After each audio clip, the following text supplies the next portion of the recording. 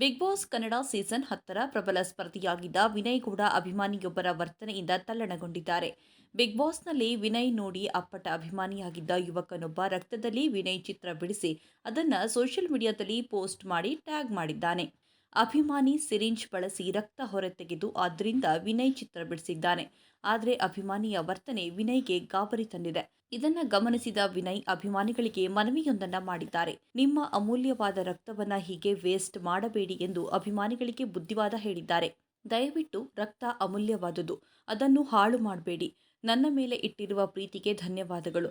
ರಕ್ತ ಬೇಕಾದವರಿಗೆ ದಾನ ಮಾಡಿ, ಆದರೆ ಈ ರೀತಿ ಹಾಳು ಮಾಡಬೇಡಿ.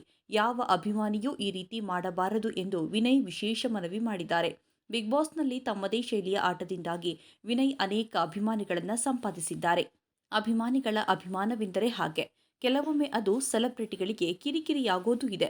ಇದೀಗ ವಿನಯ್ಗೂ ಅಭಿಮಾನಿಯ ವರ್ತನೆ ತಲ್ಲಣವುಂಟು ಮಾಡಿದೆ.